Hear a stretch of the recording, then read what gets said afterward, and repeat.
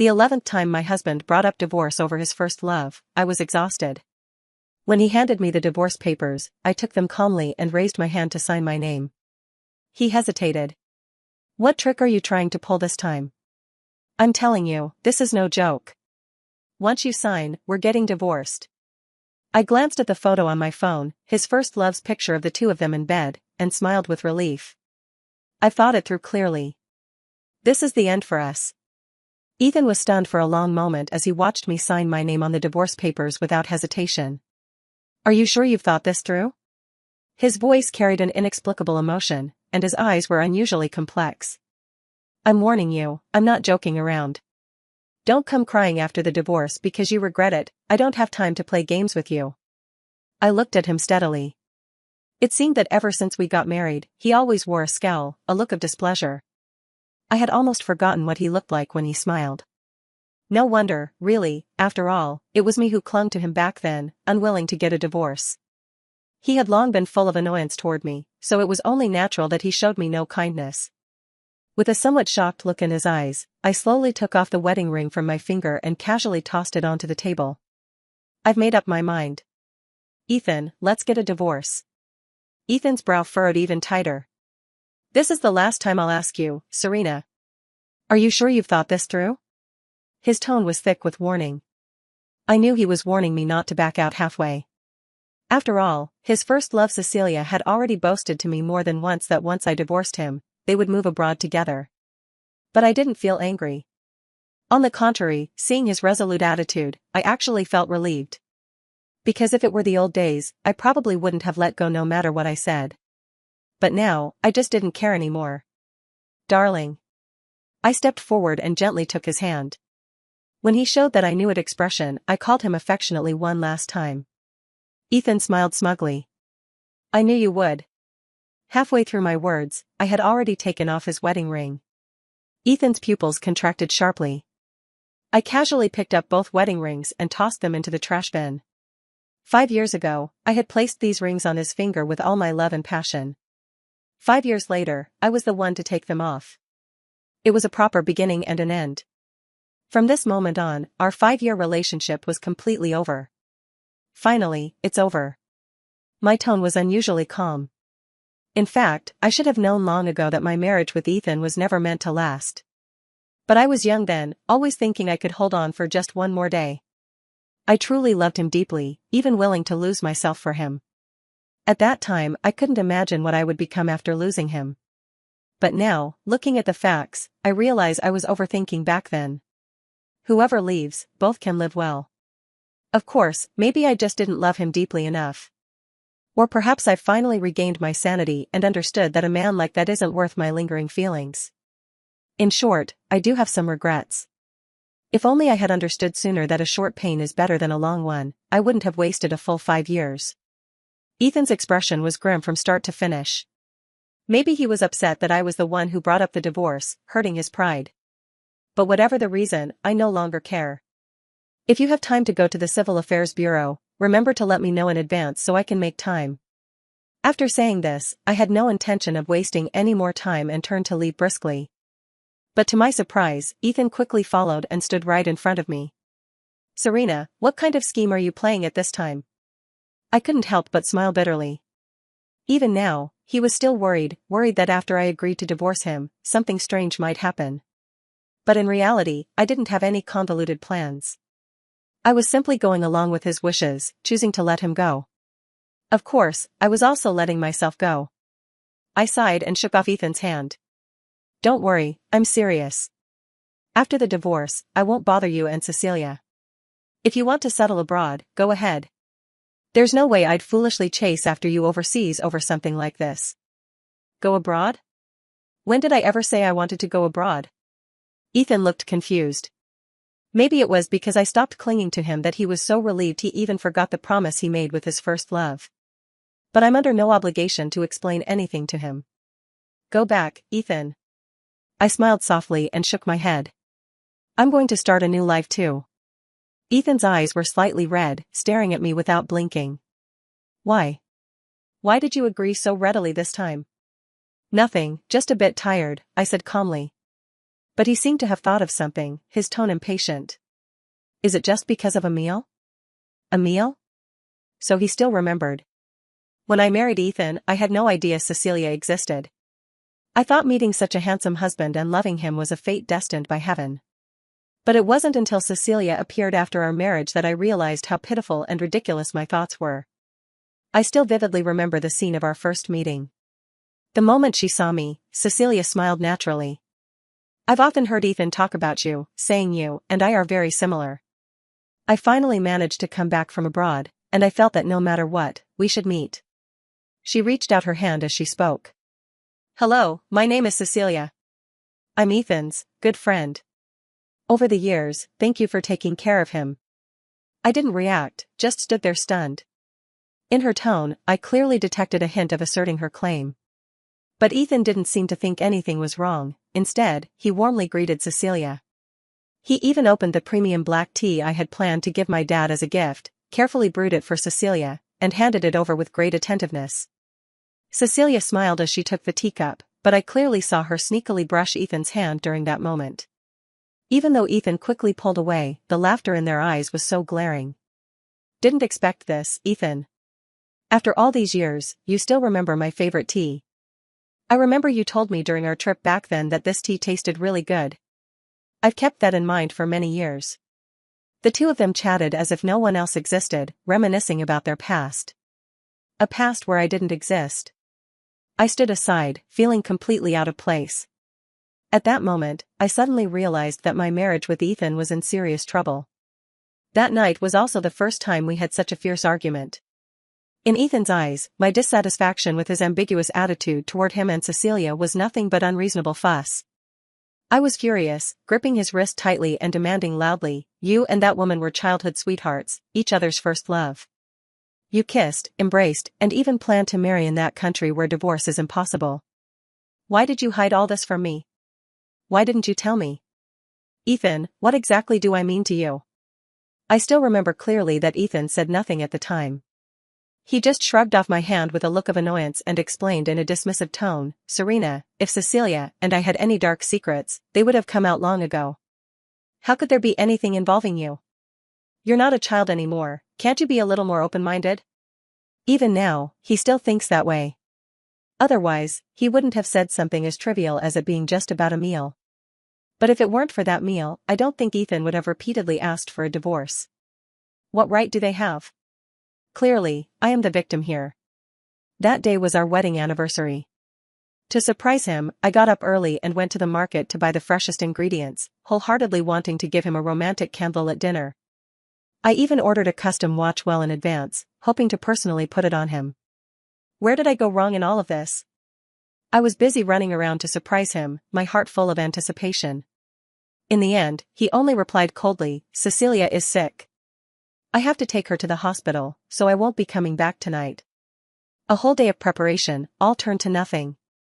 I sat alone at the dining table, staring at the carefully prepared dishes, unable to understand why. What could I possibly lack compared to Cecilia? Just then, my phone screen lit up with a message from a friend. "Happy anniversary. I know you're spending it sweetly with your husband, so I won't disturb you. I really envy you for having such a loving husband." But this message, paired with my loneliness at this moment, felt so bitterly ironic. Early the next morning, Ethan finally returned home, exhausted. Seeing the table full of cold dishes, he was momentarily stunned, then bluntly scolded me. "I told you not to wait for me. You made all this food and didn't eat it, what a waste." I was already boiling with anger, and his words pushed me over the edge. That time, we had a fierce argument. For the first time, I said a lot of harsh things to him. Ethan's eyes were red as he slapped me hard. "It's just a meal, is it really that serious?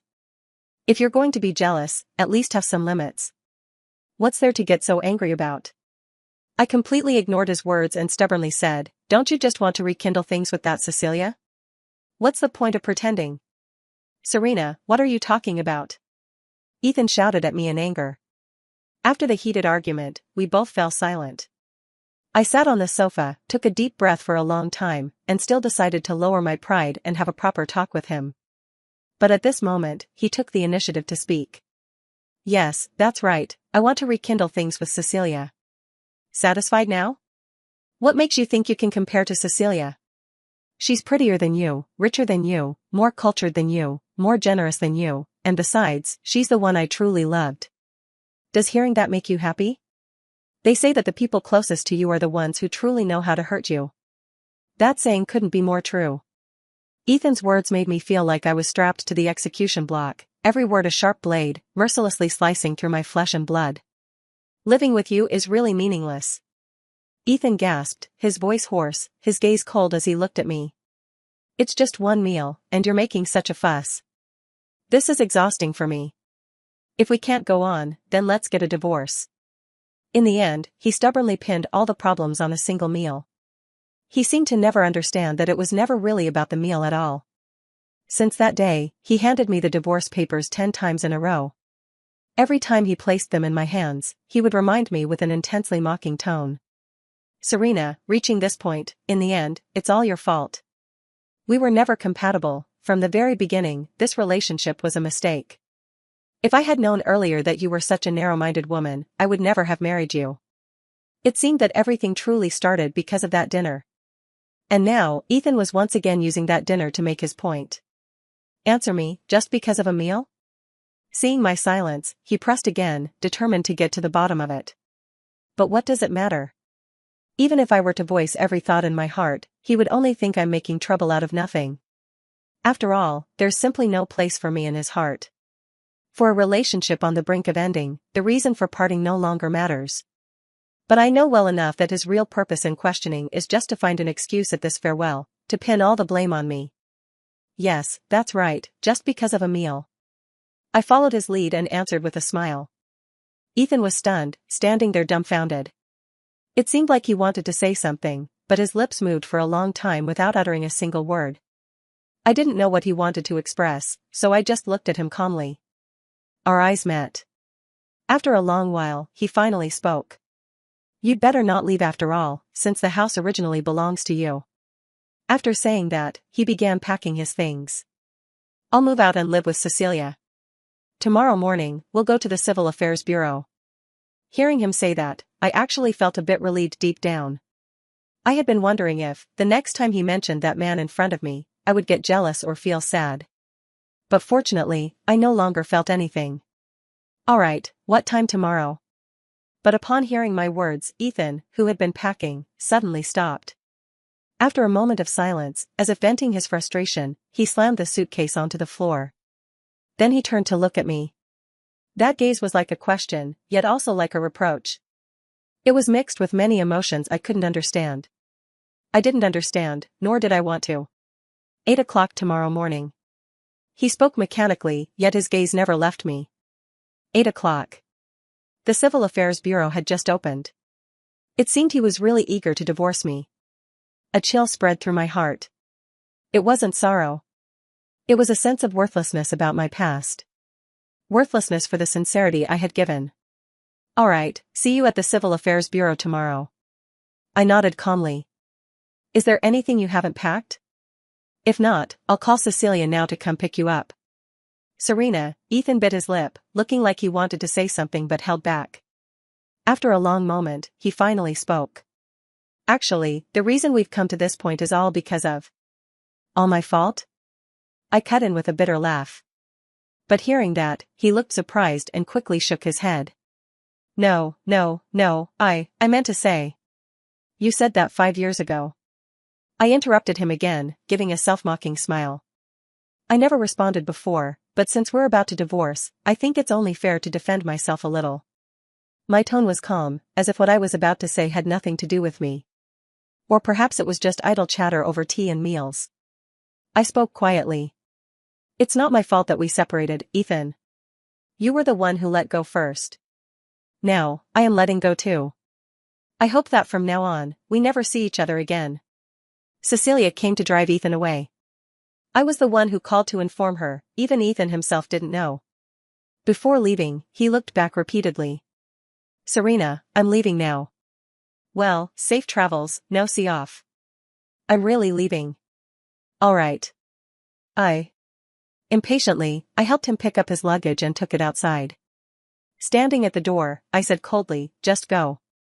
Seeing this, Ethan looked somewhat forlorn and lowered his head, while Cecilia thoughtfully helped load the luggage into the car. Under Ethan's reluctant gaze, I didn't hesitate for a moment and shut the door behind me. That night, I slept soundly for the first time in a long while.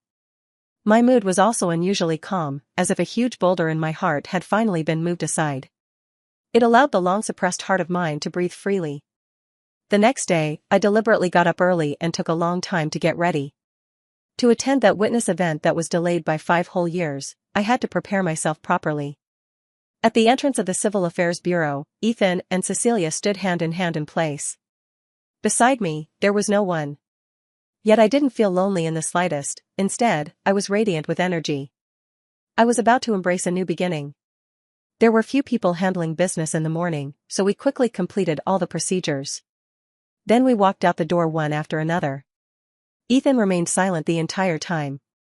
Even though Cecilia kept fawning over him by his side, he remained indifferent. I paid no attention and was about to find a nearby place to have breakfast. Unexpectedly, after only a few steps, a man approached me gracefully. Tall and well-built, his sharply defined face bore a faint smile. I hadn't planned to pay attention, but the man was clearly coming straight toward me. Looking at that face, a flicker of familiarity gradually welled up in my heart. The man strode up to me, took off his sunglasses, glanced sideways at Ethan not far away with a mocking look, then reached out to me with a slight smile. I missed your wedding back then, but I didn't expect to catch your divorce. Serena, happy divorce. How about we grab a meal together? Julian? Why is it you? I was a bit surprised. Thinking carefully, it had been many years since I last saw him. The last time was 5 years ago, on my wedding day. The night before the wedding, my good friend called me and said Julian was drunk out of his mind at the restaurant we often go to. I asked him why he was drinking so much. There was a pause on the other end, then Julian's drunken voice came through. Congratulations on your wedding, Serena. I frowned and asked, how did you end up drinking like this? Can you still get up tomorrow to be the best man? There was silence on the other end. After a long while, he mumbled, hearing about your wedding made me happy. I was happy, so why can't I have a drink? His voice sounded strange, somewhat silent, as if he had a cold. I sighed. Even if you're happy, you shouldn't drink like this, it's bad for your health. If you're happy, then I'm happy too. You're getting married. His voice grew weaker and weaker. Then, my friend told me he had fallen asleep with his head on the table. But the next day, Julian showed up at the wedding as if nothing had happened. His face was radiant, wearing a bright smile. It was as if the drunken mess from the night before had been nothing but a fleeting dream. He enthusiastically helped me entertain the friends and family who came to the wedding, and also took care of the arrangements on site. He was so attentive, the entire process was nothing short of perfect. Even Ethan couldn't help but sigh. Julian is really putting his heart into this, like it's his own wedding. A close friend beside me shook his head meaningfully. He's definitely invested, but whether he's truly happy, that's another matter. I immediately sensed there was more to his words, and just as I was about to ask, Julian came over and changed the subject. One moment he was talking about the wedding, the next he was comforting Ethan not to be nervous. Finally, he looked at me and spoke in a very serious tone. Serena, I hope you find happiness in this life. The wedding ended, and before I could properly thank him, he hurriedly boarded a plane to go abroad. His family said he was going overseas for further studies. I called him, but he didn't answer. I thought he was on the plane, so I sent a message. Why are you leaving in such a hurry? At least have a proper get-together with everyone. It wasn't until evening that he replied, there will be opportunities in the future. But unexpectedly, that trip turned into 5 years. Julian stayed abroad and didn't come back, while his friends were busy with work and taking care of their families. I need not say more. Worn out in body and soul by the ravages of emotion, this promise was delayed for a full 5 years. Looking at Julian's smiling face before me, I felt somewhat dazed. What are you daydreaming about? It's only been 5 years, and you've already forgotten me? Julian raised his hand and gently pinched my nose, pretending to be angry. Serena, you really are a heartless woman. Only then did I come to my senses and exclaimed joyfully, why didn't you notify me when you suddenly came back? I could have gone to the airport to pick you up. Seeing that my delighted expression was genuine, Julian nodded in satisfaction. What? Not welcoming me? How about I go to the airport now, and you pick me up again? I couldn't help but smile. By the way, what are you doing here? As for my divorce, I think I only told my close friends. Just a chance encounter. Julian waved his hand casually. It just means we're meant to meet. Ethan stared at Julian warily. Though he said nothing, I could clearly see the hostility in his eyes. Just then, Cecilia's phone rang. She stepped aside to answer it, while Ethan stared at us intently. I ignored him and asked Julian, "How long are you planning to stay this time?" "I'll call that kid Tom out later so we can have a proper get-together." "Why do you need to ask?" "I've already made plans." Julian grabbed my arm. "Tom and I agreed to have hot pot at his place tonight. I specifically told him to prepare a clear broth, but for now, you have to accompany this young master to breakfast first." At that moment, Ethan suddenly spoke up. "Clear broth? Don't you know Serena doesn't like clear broth at all? Is that how you invite people?" The surroundings instantly fell silent. Julian and I both turned our heads to look at him, and even Cecilia, who was not far away taking a call, heard the voice and occasionally glanced over in our direction. Ethan felt a bit embarrassed and quickly turned his head away, avoiding my gaze. But Julian had no intention of letting him off. He sneered coldly and said, "You've got a lot of free time, huh? Already divorced, yet still bossing others around. Mr. Ethan, who do you think you are?" His sarcastic words, combined with a mocking tone, made Ethan's face darken instantly. He gritted his teeth and snorted coldly, "It's still 30 days before we can get the divorce certificate. We're not divorced yet. Serena is still my wife." Ethan's words weren't without reason. But does it really make a difference whether it's 30 days earlier or later? He himself clearly said so during our previous arguments. "Who do you think you are?" If it weren't for the hassle of the divorce procedures, I would have already run away with Cecilia. Logically, he should be even more eager than I am to get the divorce certificate as soon as possible, right? Oh? Judging by what you're saying, you don't want a divorce anymore? Didn't you even ask the person you called if she agrees? Julian stood in front of me, his tone dripping with disdain. Ridiculous to the extreme. What, you don't want a divorce so you can keep eating and taking for free? We're all men here, what's with the act of deep affection in front of me? Even dogs would shake their heads at you. Julian's sharp tongue was as biting as ever. I had warned him before not to be so blunt. But he never cared. I only curse those who deserve it. Tom often shook his head helplessly. Living without any restraint must be nice.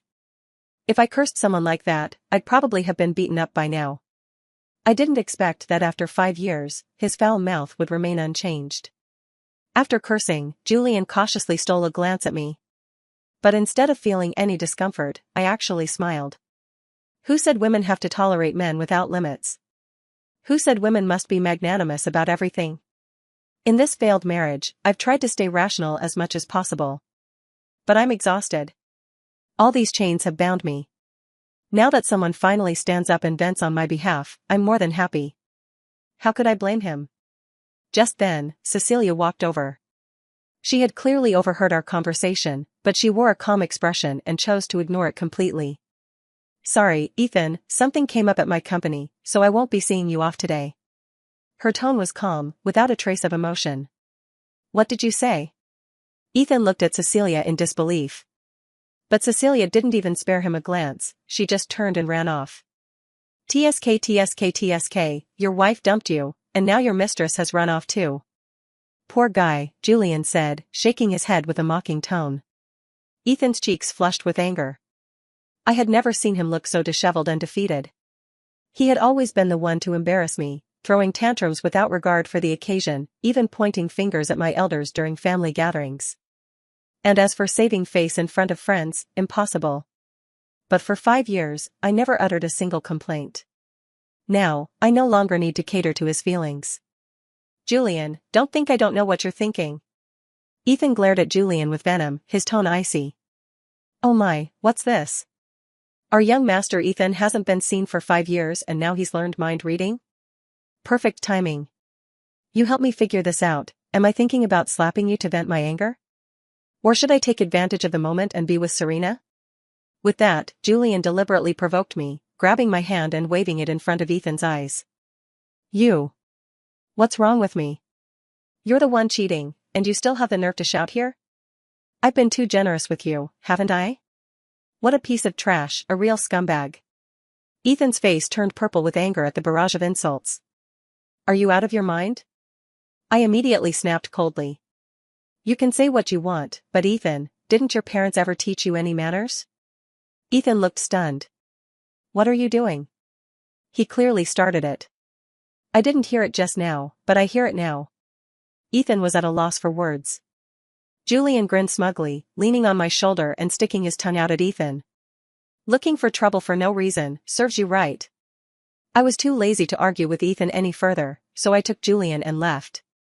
Before leaving, he turned back and warned once more. I'm telling you, Serena has a good temper and endures as much as she can, but this young master has always had a fiery temper. Ethan, if I find out you bother her again, I'll curse your ancestors for 18 generations. Ethan clenched his fists in anger, looking at me with a face full of unwillingness, as if hoping I would say something. But I didn't even glance at him. In the rearview mirror, I saw his lonely figure.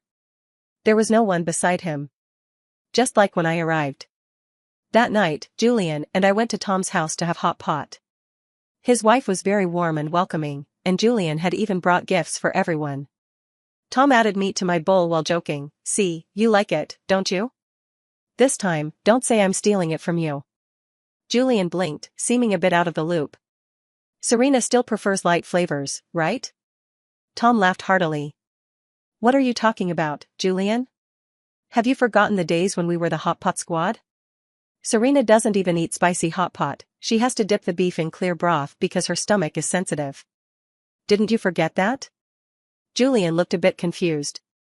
But today, Ethan was so serious, saying Serena hates clear broth the most, acting like he knows her better than anyone. Julian scratched his head. I thought Serena had changed her taste.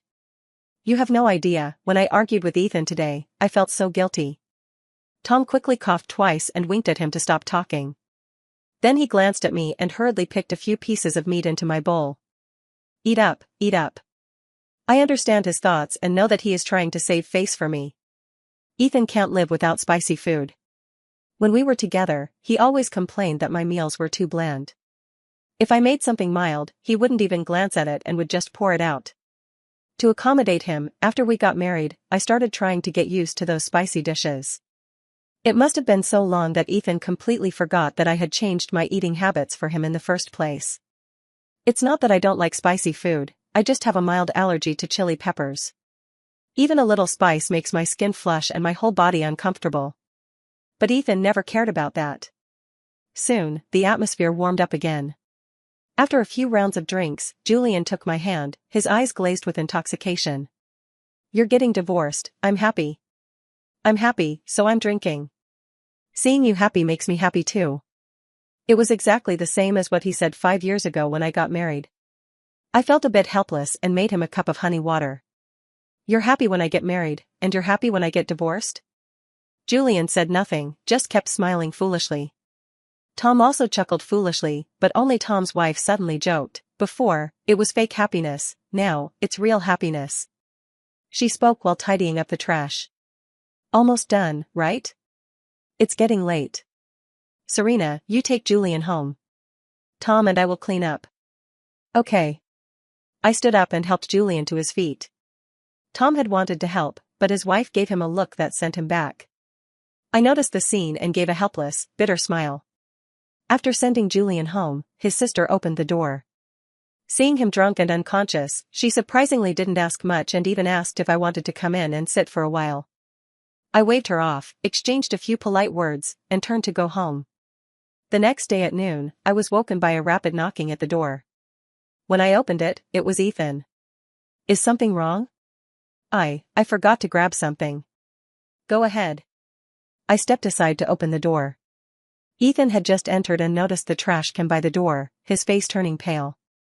These, you threw all of these away. I glanced at the trash can, most of the things inside held memories of our past.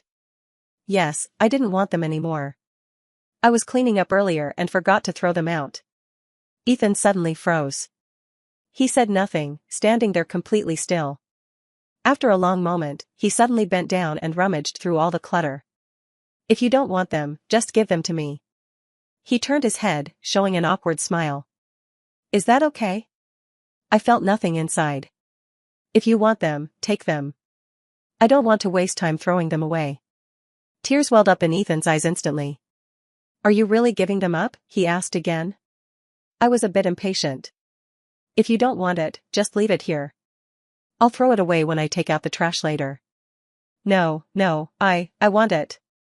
I casually handed him a garbage bag and went back to the kitchen to cook. When I went out, I saw him sitting at the dining table, staring blankly at me. It was as if his soul had left his body. I cleared my throat, and only then did he come back to his senses, giving a bitter smile. I still remember how you used to like going in and out of the kitchen, cheering me up. Watching you cook just now, it felt like old times again. I didn't give him a chance to finish. Did you find your things? Ethan paused for a moment, then looked down. I found them. Nothing left behind, right? Nothing. Do you have anything else to say? I bluntly issued the eviction order. Ethan's eyes were slightly red. See, can I stay for a meal? No. I refused without hesitation. You can leave now. Ethan gave a bitter smile. In such a hurry to kick me out? Yes. Ethan looked at me with a hint of regret. After a long moment, he left carrying 2 garbage bags. As he reached the door, he suddenly turned back, as if making up his mind about something. Actually, the divorce papers I gave you that day, it wasn't really. Before he could finish, Julian's voice came from behind. Wasn't what? Seeing him, Ethan immediately frowned. What are you doing here? Ridiculous. Julian glared at him. Then what are you here for? The two started bickering again at the slightest disagreement. But after a few rounds, Ethan admitted defeat and turned to leave. Julian just laughed and sat down at the dining table. Why are you eating alone? I smiled and said, shall I get you a bowl? Sure. Julian was pleasantly surprised. It's been a long time since I tasted your cooking. I added a bowl of rice and handed it over. As he ate, he remarked, your skills are as good as ever. Whoever ends up with you in the future is probably in for a treat. He was always like this, never stingy with compliments. He used to be the one in our little group who always provided emotional support. Who it will be in the future is uncertain, but for now, you're in for a treat. Julian's eyes narrowed into crescent moons. But I want to enjoy good food in the future too. How about you marry me? He cupped his face with both hands. Since you're going to find a man to live with anyway, and I'm being pressured to get married, why not join forces? That way, I can enjoy good food every day. His tone was no different from his usual joking manner. But when I caught his gaze, I found his eyes burning with intensity, not a trace of jest. I was stunned. Julian immediately burst out laughing. Just kidding, what, scared you? He bit his lip, laughing awkwardly. It was his habit, an unconscious gesture when he lied. I understood clearly in my heart. What's wrong? Can't take a joke? Julian sounded a bit nervous. I shouldn't have joked around like that, don't be mad. Even if we're not together anymore, we're still good friends. I knew very well how painful it was to compromise oneself for someone else. Julian's smile remained unchanged. But I noticed his reddened eyes. I changed the subject. Tell me about your 5 years abroad. He stared at me for a long moment before nodding. All right. We talked for a long time, from sunrise to sunset, without growing tired. Night fell, and I saw him off. Then I sat alone on the sofa. I didn't know how to respond to what he said during the day. I also didn't know how I would interact with him from now on. Julian is a good man. But I can't just jump into a new relationship right after ending another. That night, I stayed awake the entire time. In the following days, perhaps to avoid awkwardness, Julian didn't bring up what happened that day again, and I tacitly pretended it never happened. Soon, the 30-day cooling-off period ended, and Ethan and I went to the Civil Affairs Bureau to get our marriage certificate. Before entering, Ethan suddenly called out to me. Serena, don't you have something you want to say to me? His eyes were full of hope. As long as you say it now. Hurry up. I cut him off. The sooner this is over, the better. I have dinner with Julian and Tom later. Hearing Julian's name, Ethan's expression instantly darkened. Julian again? What's wrong? I retorted. Ethan frowned. Did you get a divorce for him? I smiled. Don't forget, it was you who brought up the divorce. I was just impulsive. Impulsive? I shook my head. I didn't want to dig deeper. Whether intentional or not, all 11 divorces were for Cecilia. I'm not a fool. I agreed. Both parties reached an agreement, there's nothing more to question. What's the point of saying all this now? I urged coldly. Go in, I'm in a hurry. But Ethan stood still. Serena, we actually don't have to. What do you mean? I raised an eyebrow at him. At this point, are you trying to say you still have feelings for me? Ethan's expression changed, but in the end, he lowered his head and pretended not to care. Oh, how is that possible? He would never admit he was wrong. Not in the past, not now. But that's fine, it saves me the trouble of wasting my breath. Let's go. In just 10 minutes, I had a red divorce certificate in my hand. From that moment on, Ethan and I were completely done. Just before leaving, he suddenly called out to me. If I hadn't given you the divorce papers, I would still divorce you, I finished his sentence. Ethan hesitated. Then, what if Cecilia and I never reunite? In truth, he knew well. The real reason for our divorce was Cecilia returning to her country. But he also knew even more clearly that, even without Cecilia, there would be other women. A cracked egg always attracts flies. I didn't answer Ethan and strode away. When I arrived at the agreed place, I found only Julian there. Seeing me, he looked a bit awkward. Tom had something come up last minute, so, if it's inconvenient for you, we can reschedule for another day. He became cautious, no longer as carefree as before. Only then did I realize that I couldn't just brush off what had happened earlier. No need, we'll eat together. I pulled him down to sit and set the table for him. His expression was awkward, head lowered, avoiding my gaze. Julian. I hesitated for a moment, then spoke up. Am I really the type you like? Pfft. He spat out a mouthful of water. Under the surprised gazes of those around us, his cheeks flushed rapidly as he hurriedly looked down to wipe the table. What nonsense are you talking about? I quickly waved my hand. I didn't mean it like that. Julian paused. Then what do you mean? You like me, don't you? A long time passed. Julian suddenly pulled out his phone. Tom, come quickly, Serena seems to be having a mental breakdown. I snatched the phone away. It's nothing, Tom, you go ahead and take care of your business. With that, I hung up. Julian was helpless and could only look at me. When did you find out? I helplessly shrugged. I'm not an idiot. Julian was silent for a moment. So, by laying your cards on the table with me, does that mean we can't even be friends anymore? A bitter smile appeared at the corner of his mouth. If I had known back then, I wouldn't have joked with you about that. At least we would still be friends. For some reason, seeing him like this suddenly made it hard for me to breathe. Seeing his eyes redden again, I raised my hand and lightly tapped his head. What are you overthinking? Julian held his forehead. I just feel like our relationship has become less close. I still like the chattering you from before, I said, looking at him seriously. You're a good person, but I just went through a failed marriage, so. It's okay. Julian suddenly became excited. I can wait. My relationship with Julian returned to the easygoing way it used to be. A week later, Ethan suddenly called me, saying he was going abroad and wanted to see me. I firmly refused. But he said he was right outside my door. Sure enough, the next second, there was a knock at the door. I had no choice but to open it. Serena, you finally agreed to see me, he said, his face full of excitement. Yeah, I saw you. Now go. I made a move to close the door, but he hurriedly blocked it. Wait a moment. He grabbed a brooch and handed it to me. This is for you, as a keepsake. I glanced at it, feeling a stir in my heart. I used to have a hobby of collecting these little accessories.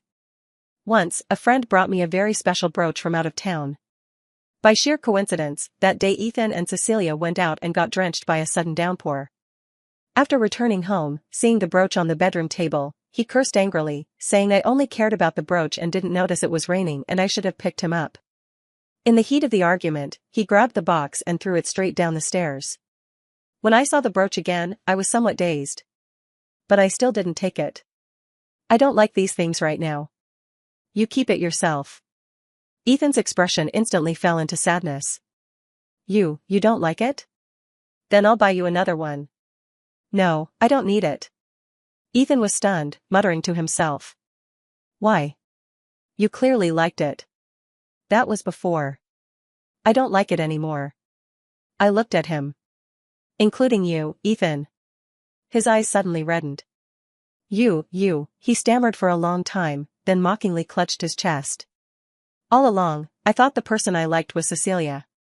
Even being with you was only because you looked like her. But after the divorce, I realized the one I truly love is you. I was quite annoyed by this pitiful crying. I'll call Cecilia and have him come pick you up. No. Ethan rushed over and snatched my phone. Serena, I don't want to be apart from you. Do you really have no feelings left for me? Do you really not love me anymore? At that moment, the phone in his hand rang. He glanced at the caller ID and immediately hung up. But less than half a minute later, Julian came out of the elevator. Seeing Ethan, he paused for a moment, but quickly regained his composure, walked over to me, and linked his arm with mine. What are you doing here again? Ethan, upon seeing this, gave a strange smile. You two are together? None of your business. The light in Ethan's eyes visibly faded. Yesterday, Cecilia wanted to take me abroad, but I refused. I wanted to see you, but now, maybe it's better not to. He turned around, lost and distraught. The moment he stepped inside, I heard his murmured whisper.